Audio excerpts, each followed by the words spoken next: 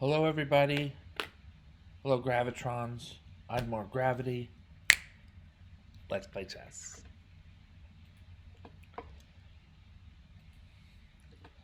I'm playing Gaming 5 Minute, and I'm going to try to play very, very quickly at that. Already in trouble. Righteous, Jordan. Righteous. Ay, ay, ay. Still trying to win the pawn back.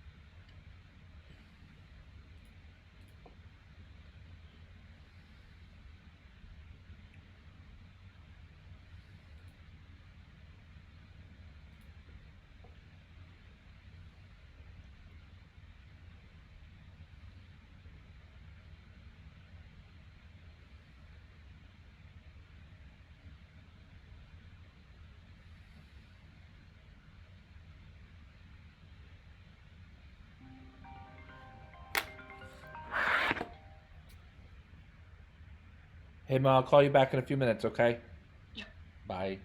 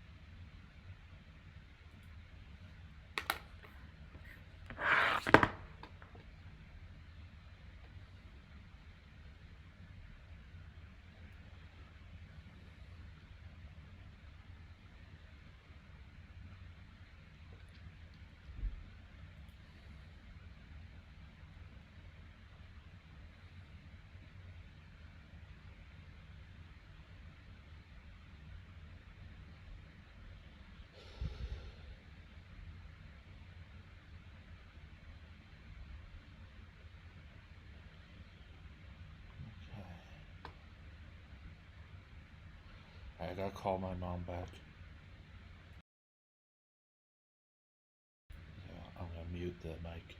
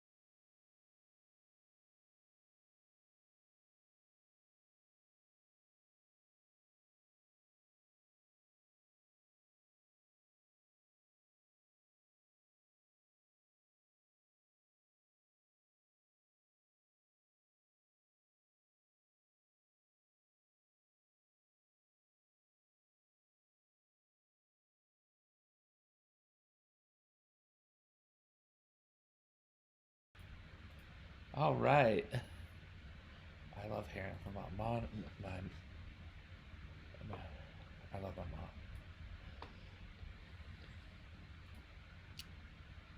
Now, which one is this? These are different games with similar trajectories. I think I had board here. My opponent gave a respectful resign. Okay, so let's go back to highlights. This is a great game. And this game is a great game. My opponent made the brilliant move. Queen takes c3.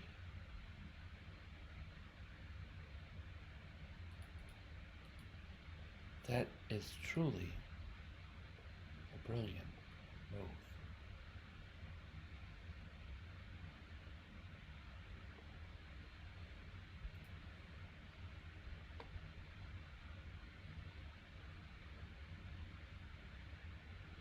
Bishop d2 and rook c1.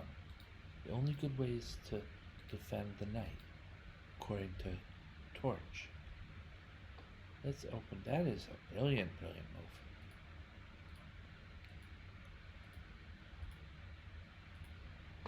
Right? But bishop d2 or rook c1 defend the knight without being considered an error. Queen d2 is a blunder, but only because of the one good move and only good move brilliance of queen takes c3. My opponent has found a true novelty, a true brilliance there. Recapturing with the queen leads to the fork. Okay, you know what? I might have. All right, no, I had read this wrong. It is a brilliant move, but yeah, this is a brilliant move that we can understand. After the queen recaptures, it's a fork between the king and whoever is after someone recaptures on c3, it's going to be a fork between whoever and the king, right? The king's about to see himself forked. And if the piece that's being forked is the queen on c3, white's queen on c3, then that's not so good for white. Better off, I would say, rather than queen d2, bishop d2, and we'll see how does that go, and it's sort of like a fair game to follow, right? Now the queen doesn't capture because the fork isn't worth it. All right, interesting. No, I apologize. I thought we were viewing a real brilliance, a true awesome brilliancy. It's still an excellent move and still a brilliant movement. All right, on we go. Now, queen to d2. So yeah, this game, I lost this game because of this fork here. Right? I'm pretty sure I went on to lose, black wins, and all that. Yeah, just not enough material to claim anything but a resignation here. And then here, my opponent, we played this out to a few moves, 12 moves. We've seen this before. This is a way to challenge the center in what's known as the Philidor defense. White goes pretty much directly for it.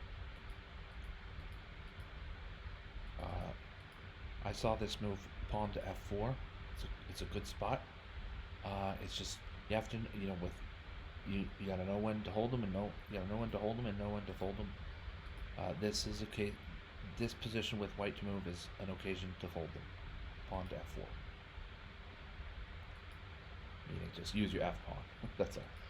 And prying things open in the center here for white was probably not my best idea. I'm uncastled, and black has major pieces that can use the e file.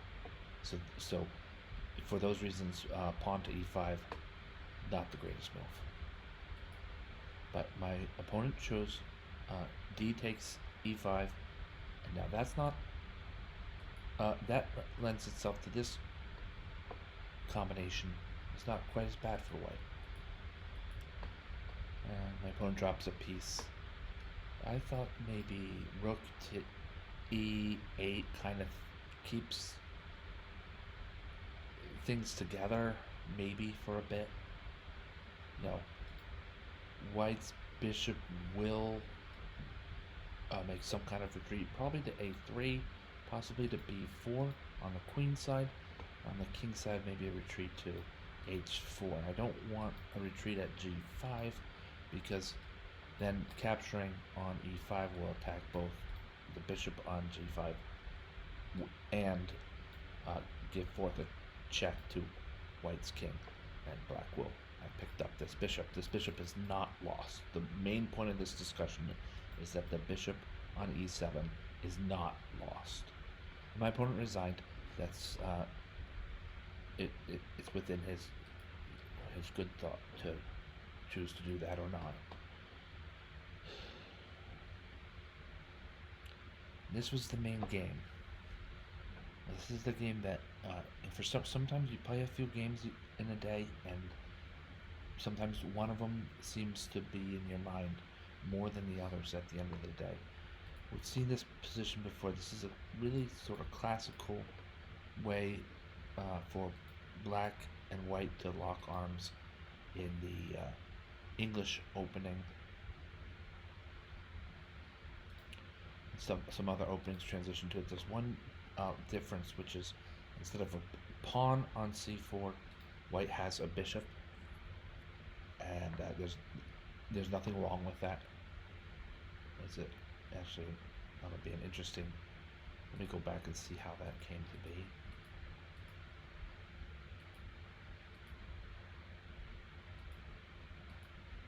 Book moves. Bishop e3 is a good move.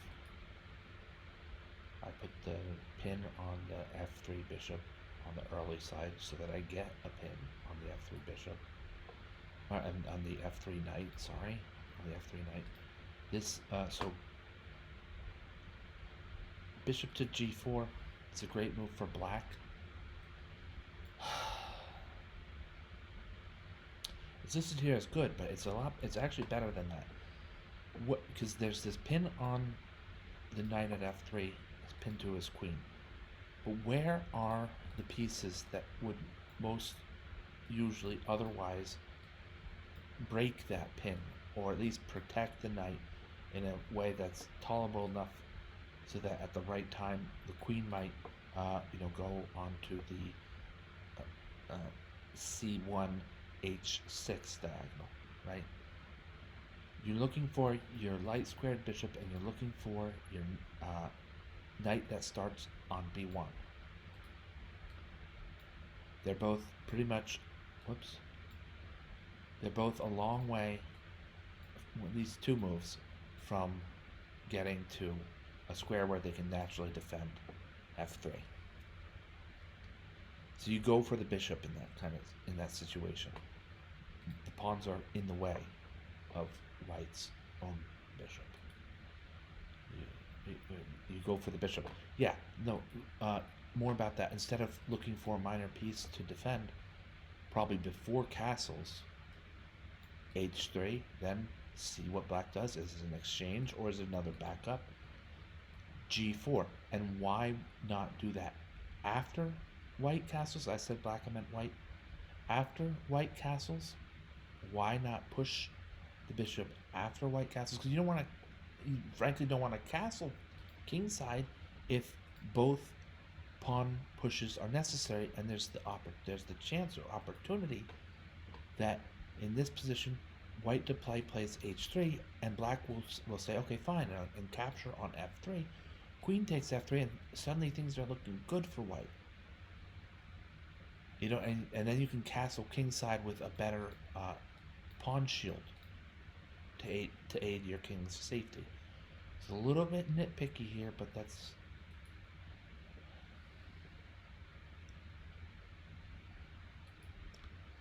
how that pawn is. And we have. I thought I had a bishop here, remembering now that the knight can go backwards to c3.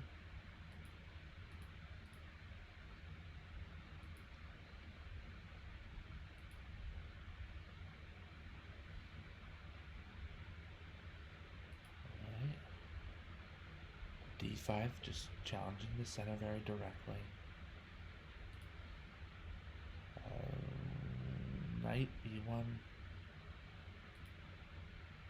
I don't know about knight b1. What's wrong with maybe bishop to d2 and then pushing d4? When black pushes d4, white plays to e2. Yeah, you get a double set of pawns on the f file. I'm not sure about that. But instead, knight to b1. And made some error in calculation here. Perhaps instead the move was d takes e4.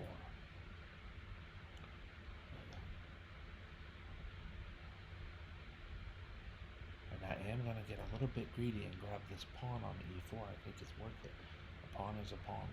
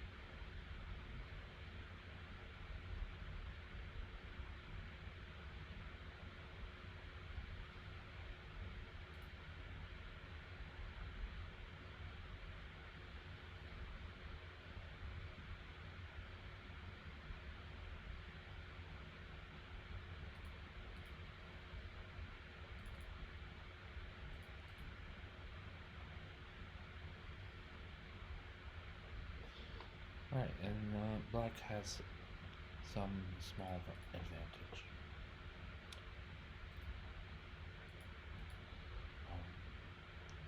captured with my knight on e4, then pushing the situation, not the pawn actually capturing with my d pawn. This was the crux of my idea, and that was to put pressure on the pinned knight. The e pawn is in many variations going to grab that pinned knight. I think the problem is not knight to d2, but instead pawn to h3. Then back, and though he's castled on the king side, also still pawn to g4. The bishop moves to g6,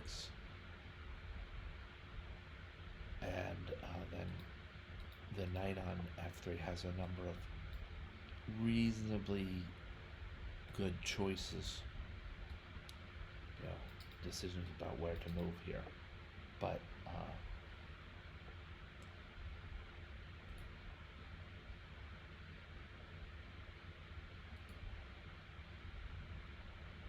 knight to d2 gives up the piece.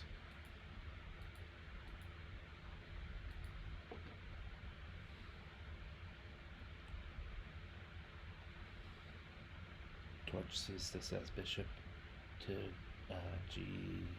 bishop e6, bishop g5, e takes f3, bishop takes c7. There's kind of a lengthy calculation here.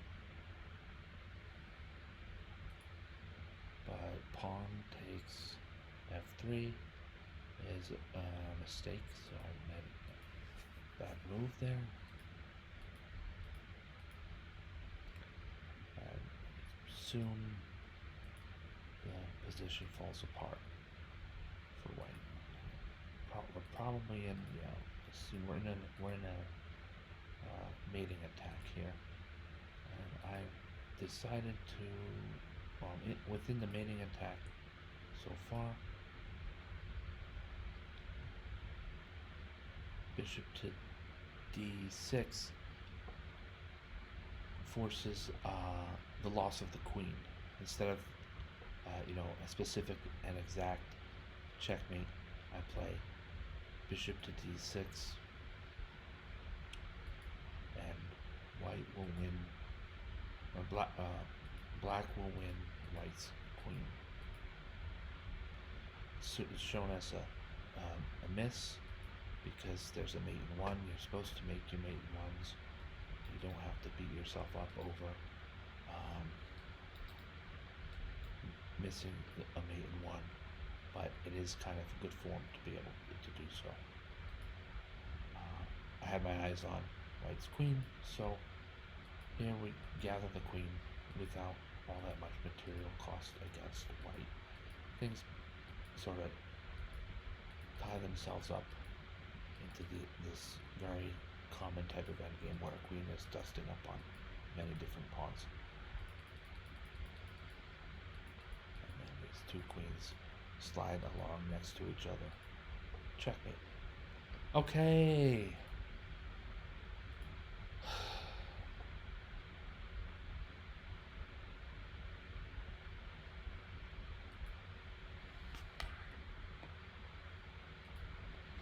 Thank you so much for watching. I'm More Gravity. Have a great night.